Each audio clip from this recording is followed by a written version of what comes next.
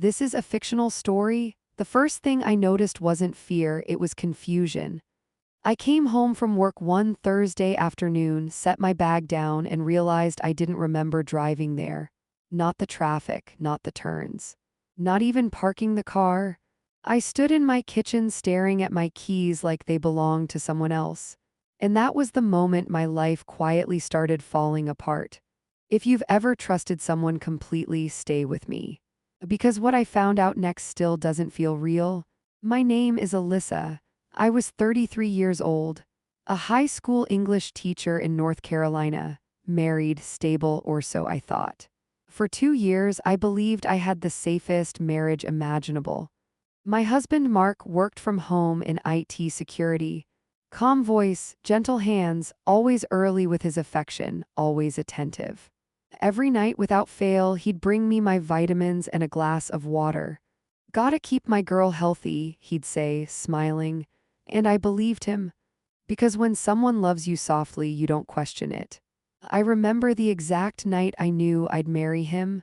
I got food poisoning after a work dinner. Violent, humiliating, awful. I called him at midnight, barely able to speak. He drove across town without complaining once. Sat on the bathroom floor with me, held my hair back while I cried. "I've got you," he whispered. That moment became my proof. The story I told myself every time something felt off later.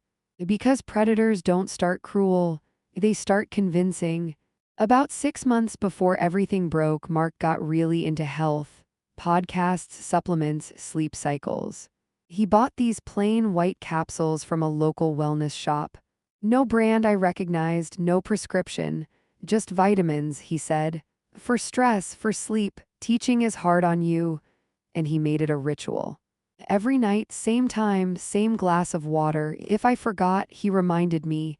If I said later, he waited, standing there, watching. I told myself that was love. Then my memory started slipping. Little things at first. Conversations I didn't remember. Plans I didn't recall agreeing to. Text messages sent from my phone that didn't sound like me. Too formal, no emojis, wrong tone.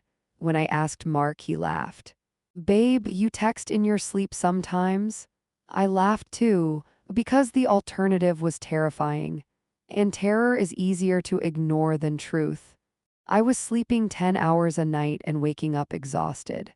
Some mornings I felt dehydrated, like I hadn't had water in days.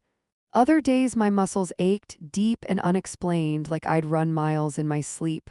Once I found dirt under my fingernails. I teach Shakespeare.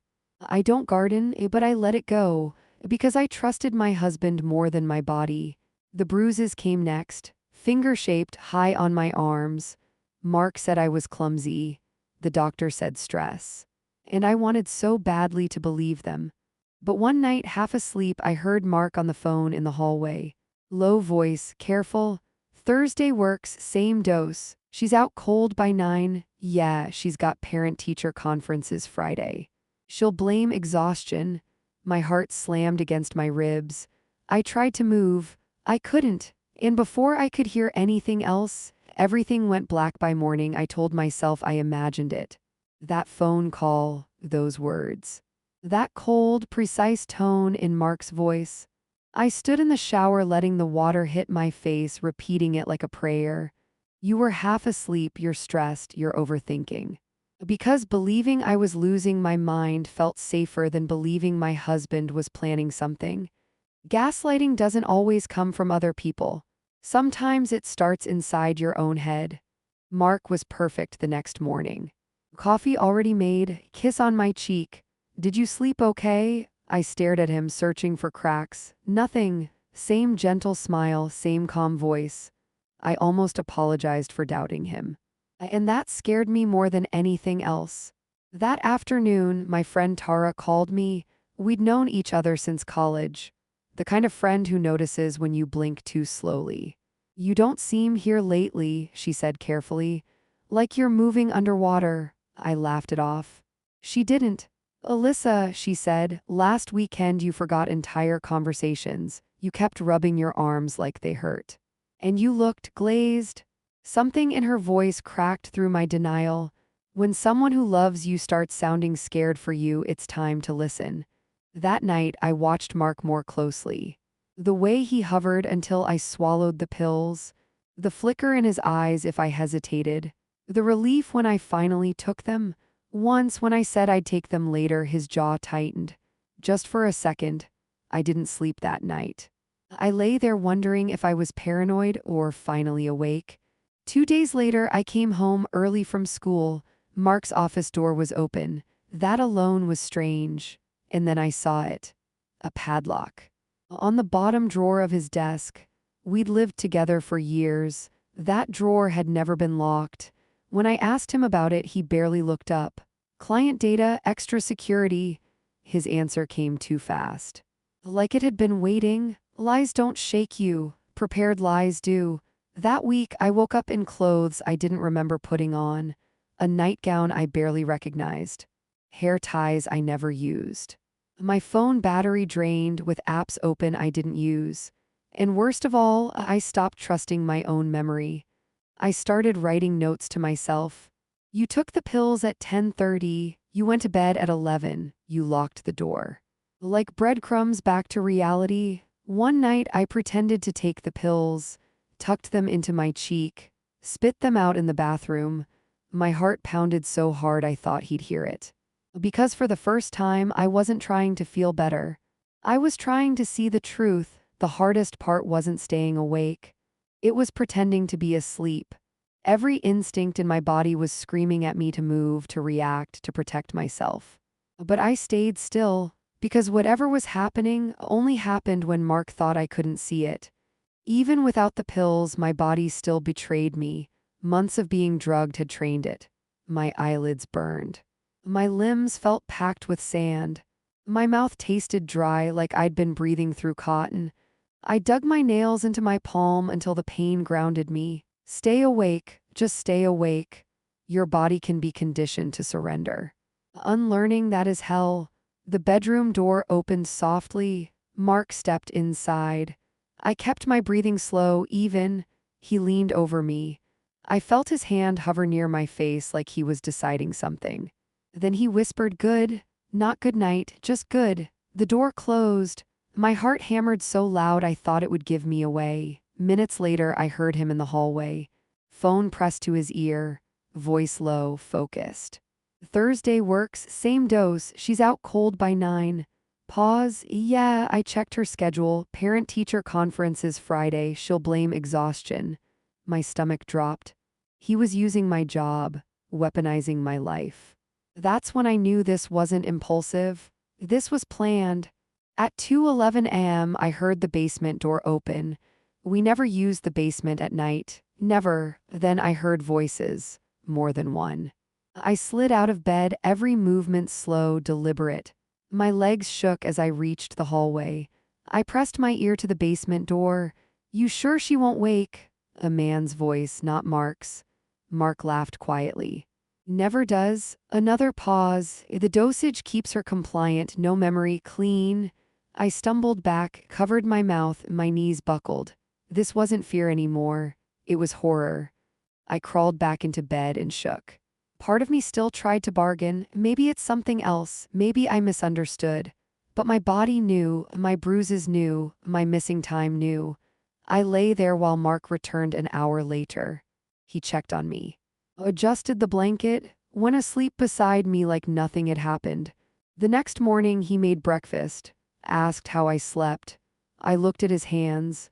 The same hands that held my hair back once when I was sick. The same hands that brought me water every night. And I realized something terrifying. Monsters don't look like monsters. Sometimes they look like safety until you stop trusting sleep. I didn't confront him. I didn't run.